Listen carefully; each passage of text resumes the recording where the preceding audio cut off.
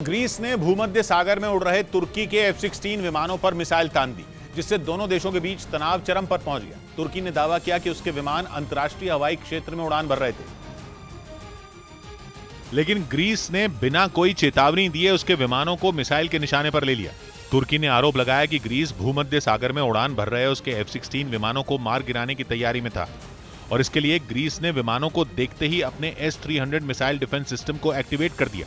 यानी ग्रीस का एक इशारा होते ही तुर्की के विमान समंदर में समा जाते। लेकिन इससे पहले कि ऐसा कुछ होता, तुर्की के पायलट समंदर के उस इलाके से निकल गए। इसके बाद ग्रीस ने दावा किया कि तुर्की के विमान उसकी हवाई सीमा में घुस गए थे और इसी वजह से उसने एयर डिफेंस सिस्टम को हमले के लिए तैयार किया।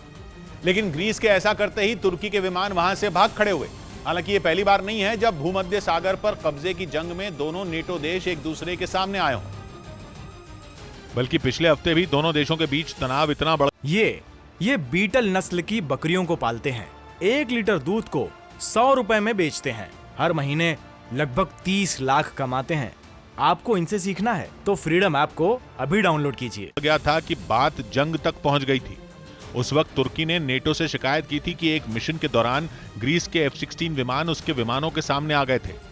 तुर्की के मुताबिक पूर्वी भूमध्य सागर के ऊपर ग्रीस के पायलट ने उसके एक विमान पर हमले की तैयारी कर ली थी।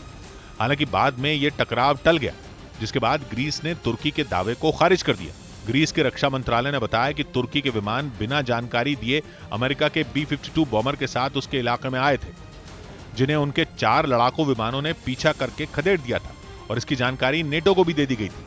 लेकिन एक हफ्ते बाद ही दोनों देशों में एक बार फिर टकराव बढ़ गया। माना जा रहा है कि अगर विवाद ऐसे ही बढ़ता रहा तो दोनों के बीच जंग छिड़ने में देर नहीं लगेगी, क्योंकि करीब 1 दशक पुरानी ये लड़ाई अब अपने चरम पर पहुंचती दिख रही है। असल में भूमध्य सागर में पाया जाने वाला बड़ा गैस का भंडार तुर्की और ग्रीस के बीच विवाद की जड़ है। 2020 में भूमध्य सागर में तेल और गैस की खोज को लेकर तुर्की और ग्रीस में भिड़ंत हो गई थी, जब तुर्की का एक खोज करने वाला जहाज ग्रीस के एक द्वीप के नजदीक पहुंच गया था। तुर्की ने ग्रीस के विरोध के बाद भी अपने खोज अभियान को जारी रखा था। हालांकि फ्रांस के हस्तक्षेप और सेना तैनात करने की धमकी के बाद उसे पीछे हटना पड़ा था। लेकिन इसी साल तुर्की ने एक बार फिर भूमध्य सागर में गैस भंडार खोजने के लिए अपना एक जहाज रवाना कर दिया। ग्रीस के ऐतराज पर उसने जवाब दिया कि उसे किसी से इजाजत लेने की जरूरत नहीं है। इसके साथ ही दोनों देशों के बीच भूमध्य सागर के ही एक हिस्से एजियन सागर में मौजूद कुछ टापुओं पर हक को लेकर भी पुराना झगड़ा है। तुर्की का आरोप है कि ग्रीस इन टापुओं पर अपनी सेना की मौजूदगी बढ़ा रहा है, जो कि अंतर्राष्ट्रीय संधियों का उल्लंघन है।